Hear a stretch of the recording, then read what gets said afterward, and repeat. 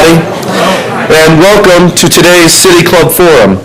My name is Ralph Delarada, and it is both my pleasure and my honor to serve as the current president of the City Club of Cleveland. For nearly a century, the City Club has served as one of the nation's premier public podiums for civic dialogue, covering the most pressing global topics of our time.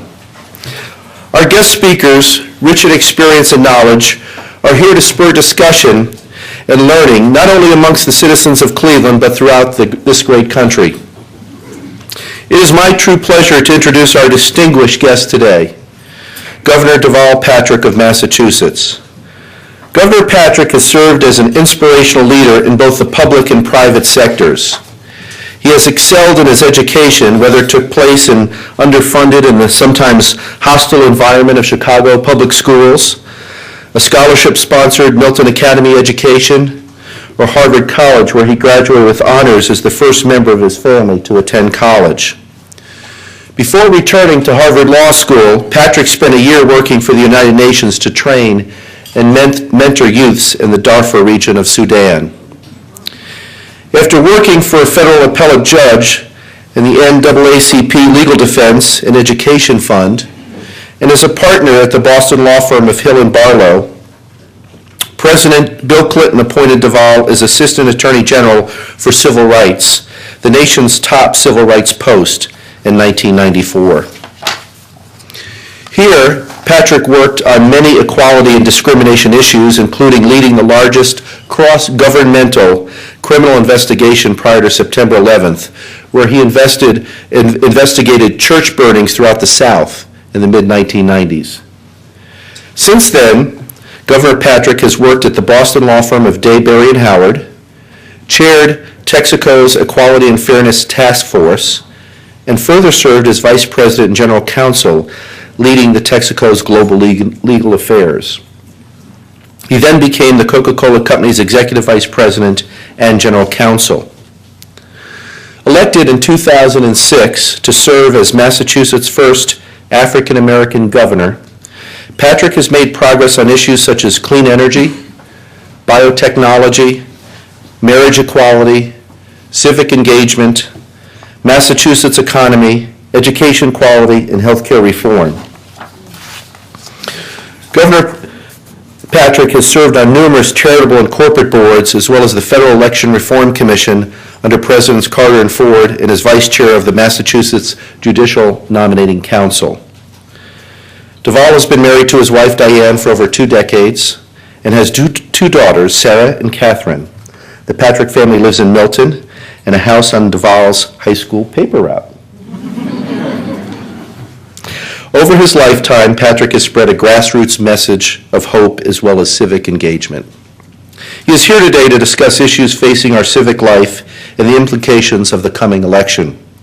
It is my pleasure now to introduce such a distinguished public servant. Ladies and gentlemen, please join me in welcoming Governor Deval Patrick to the City Club.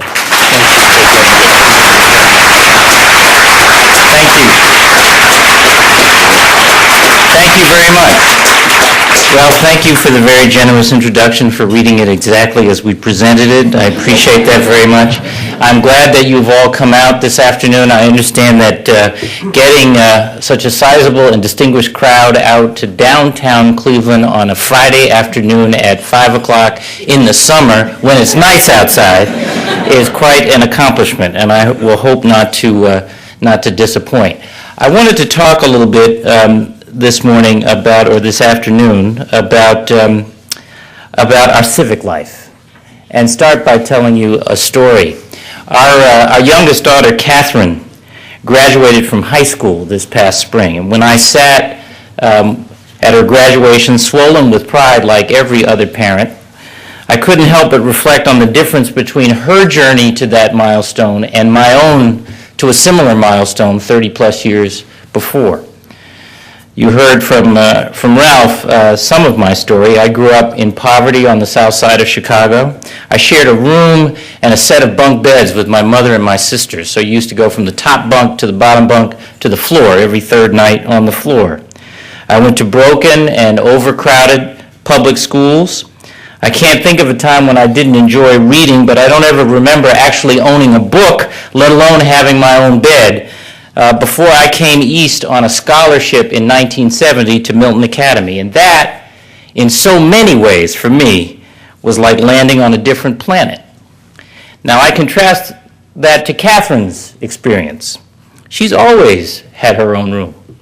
Most of the time in that house that Ralph described, in a leafy neighborhood on my old paper route when I was a student at Milton Academy. By the time she got to high school, she had already traveled on 4 continents. She knew how to use and pronounce a concierge, and she had shaken hands in the White House with the President of the United States. When Catherine was in kindergarten, her class was studying the differences in the seasons. Her homework assignment was to describe the 4 seasons to Mom and Dad. So she proceeded to describe in minute and accurate detail her several visits to the Four Seasons Hotel in Washington, D.C. She said, "First you drive up and the doorman takes your car." 5 years old. One generation. One generation, and the circumstances of our life, my family's life, were completely transformed. Now that story is perhaps not told as often as we'd like, but is told more often in this country than any other place on earth. That is an American story. Now for most of us, that story was made possible by a good education, great opportunities to work and develop our skills, and adults who involve themselves in our lives in key moments and ways. That, by the way, is our agenda in Massachusetts today: schools, jobs, and civic engagement. That, I believe, must be our agenda for America. That's what will make the American story real again for another generation of strivers. And I want to focus in particular today on the latter ingredient, civic engagement. By this I mean citizenship in the old-fashioned sense, not as legal status, but as membership in a community with a sense of shared responsibility for it. I enthusiastically support Barack Obama for president, but not just for his ideas. In this presidential campaign, just as in my own, no one candidate has a corner on all the best ideas. Every candidate has a few good ones. What Senator Obama seems to understand better, I believe, than any other candidate is that we have to change far more than our policies. We have to change our politics as well. And that will require a renewed sense of citizenship. And it could not come a moment too soon, in my view. Last year, I went to a conference in Washington of all the nation's governors, Democrats and Republicans. One of the presenters asked us to say by a show of hands how many felt that our standard of living was better than our parents' was. I think every hand in the room went up. Then he asked how many of us felt certain that our children's standard of living would be better than our own. And in response to that question, hardly a single hand went up. Now think about it. Here was a room of people with an unusual ability to influence and enable important changes.